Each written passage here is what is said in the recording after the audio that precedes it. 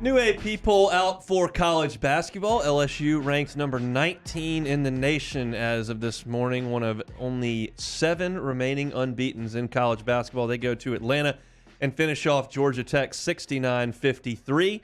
Looks like a 16-point win that was easy on paper, but really it was not. It was anything but in the first half. LSU's offense really struggled early in the game. They had a hard time figuring out Georgia Tech's defense, which is a little different. And you're coming off a week break for finals, hadn't played, trying to practice against it, but you can't really replicate it. They do it, that's what they do. And it was a zone that just kind of gave LSU fits. 6 of LSU's first 7 shots were threes. They only made 1 of those. It was Pinson late in the shot clock, kind of tossed one up. And with 7 minutes and 30 seconds to play in the first half, LSU was sitting on 7 points. Yeah. It was a rough start, but LSU stayed in it because the defense is still playing really well. Yeah, their defense is a highlight of their team. I think forcing turnovers, I think for me watching that game, it's great that they're running the zone, but you can't just give them the ball. Just way too many turnovers. You weren't getting really good looks at the goal, and you saw them kind of using what we use so well, transition points, getting on the break, getting easy layups and forcing fouls and just kind of putting the pressure on LSU. And I think for them, when they settled in, all they were doing is, once the big came to set the pick, they would trap it with the guard, and we kept isoing and trying to shoot threes. When we kind of settled in, I think we stopped taking those bad looks. Guys start going to the goal, attacking the basket, and that's what I think we do at a high clip because, once again, we shoot terrible from the three-point line. Just not the strong suit of this team. So continue to attack the basket, and if you get a wide open three, I think you can't pass up on those, but attacking the basket, I think that's what we got to do a lot more. The shot selection wasn't that bad. I mean, a lot of the shots were open looks at threes, and I realize Days is on about a 3-week cold streak at this point. He came out like a house on fire, and he's really been struggling since. But he's got to shoot the threes when they're open because if LSU just quit shooting threes altogether, you can make things easy on the defense. You can just pack it in and play around the basket and then try to rebound, and you can stop LSU. They've got to at least try to be a threat. Now, I'm not suggesting they need to sit there and chuck 33s, but you've got to take the open ones, specifically Days. Somebody on the offense has got to be a threat. They've got to be concerned with someone. And if Days stops shooting threes and you realize that Pinson and Gaines aren't going to make many from the outside, and you're going to collapse everything down on Efton and Eason on the drive, it just makes playing defense easy. So they've got to continue to try. But I thought, they were 2 of 14 in the first half from the three-point line, 1 of 5 in the second half. That kind of tells you they were going to take the ball to the rim. They were going to shoot the ball around the basket. Eason continues to put on highlight reel play after highlight reel play, just throwing the ball down. And the offense kind of figured it out. In the second half, they shot 48% from the floor, and they made 8 of 10 free throws. This is just not going to be the most pretty team to watch. They're gonna muddy it up. They're gonna get a lot of turnovers out in the open floor, and that's how they're gonna create their easy offense. But sometimes offense is gonna come hard to them. The good news is that the defense is there every single night, and it was there again on Saturday. Yeah, we talked about it before the game. If we're gonna have a good chance to win this game, we're gonna have to stop their point guard Michael Devo. We hold him to 12 points. He only had 3 assists, so you did 2 things well. You stopped him from filling up the stat sheet, and you also stopped him from getting his other teammates going, which is what he's done so well all season. I thought he would at least, get close to 20, maybe 18, 17. You hold him to 12, their leading scorer. I think that gives you an ample opportunity to create a lead, and that's exactly what we did in the second half. We said it on Friday. I mean, if you could hold DeVoe to around 17 points, they didn't have a second punch, and they didn't in this game. You held them to 12. You win the game by 16. So I thought they were great. A couple things I wanted to point out. Alex Fudge is so much fun to watch on the defensive end of the floor, and even on the offense a little bit with the dunks he's throwing down. But he only had 2 blocks. I would have guessed he had 4 or 5 just from watching the game, but he only had credited with 2. But he's pinning it off the glass in the fast break, coming over the top.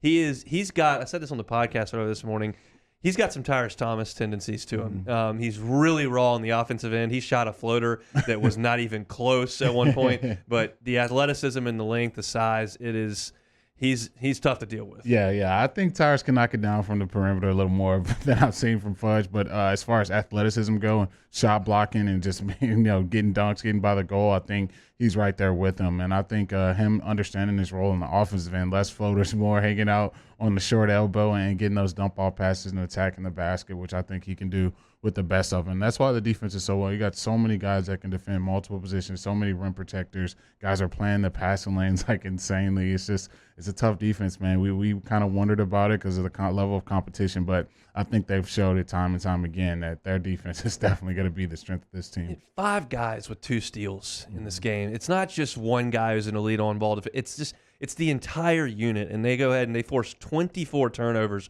from Georgia Tech, and they turn those into 33 points. It's just a defense that's just relentless from start to finish, and they're doing this against reasonable teams. I think Georgia Tech, first of all, Wake Forest has only lost 1 game all year to LSU. They've run off and won a couple against Power 5 teams since playing LSU. Georgia Tech's a mediocre ACC team. They're not going to win the league, but they're not going to finish last. I think Penn State is probably a bottom half of the Big Ten, but they're functional team. And then you got Liberty and Belmont who have won some games, and LSU's doing this to everybody. And I think the sample size is big enough now to realize, yeah, this is probably the best defense in the SEC, and it's one of the best defenses in the country. I mean, I don't think they're going to hold everybody to 50, but right now they're number 1 in the nation in shooting percentage allowed and number 1 in the nation in points per game allowed. It's stifling every night. Yeah, it is, and it's on every front. I think them mixing in the full court pressure, the Georgia Tech was turning it over. That's the last thing you want to do as a team. When teams are getting in your full court pressing, you're forcing turnovers. It's demoralizing, and that's what they do. They make you run clock, and then you get into your playbook, or not playbook, you're getting into your action on the other end with 15, 16 seconds, and a lot of times it's just not enough when you're switching everything and you're forcing guys to ISO. So I think for me, just watching the team, I think the strong suit has definitely always been the defense. I really can't point to a guy, but now I think I can point to a guy. I think Tari Eason may be the best guy on the team, man. Just if I was an alien from outer space, I cut on the LSU basketball game.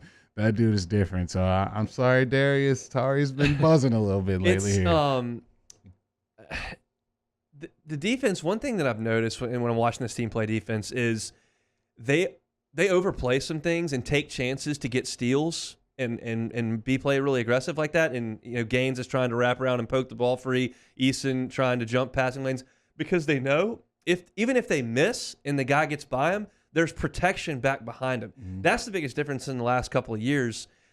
LSU was bad on defense the last couple of years, and they were bad on the ball on the perimeter. But there was no one to erase anything behind them. Last year, your bigs were Josh LeBlanc, who's like 6'6", and Days, who's 6'6". Now you go down there, and Pinson tried to get a steal and missed it. Here comes the point guard. Well, he's running up there, and there's Fudge. Like you can't score around him. Easton blocking shots there. It is, and then of course you got a 7-footer in Efton Reed. That's it. Their personnel at the back end allows them to be aggressive up top, and they're making it count at this point. Yeah, they definitely are, and I think it starts with the ball pressure from Gaines and Pinson. They do, and Murray too. You can throw him in that group as well. They put so much ball pressure on you. You have to throw those cross court passes, and then you got Eason waiting there. You got Days. You got the crew waiting there, and obviously you talked about the rim protection. I think it's so tough. I mentioned this earlier this year.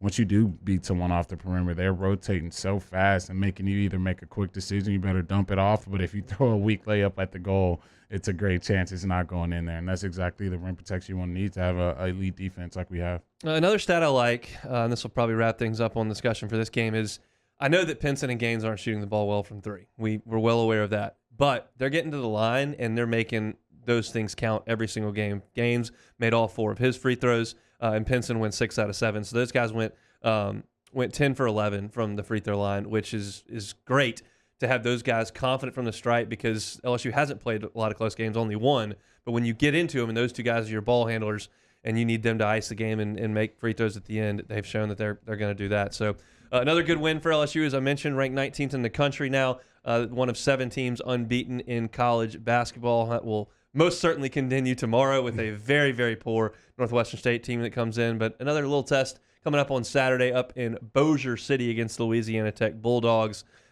which would be an interesting one. I'll be up there to watch that one. Can't wait to get up to Shreveport and watch the Tigers on the hardwood, but they'll be back in action tomorrow. Thanks so much for watching Hunt Hill on YouTube. Now do us a favor. Hit the red subscribe button below and throw us a like.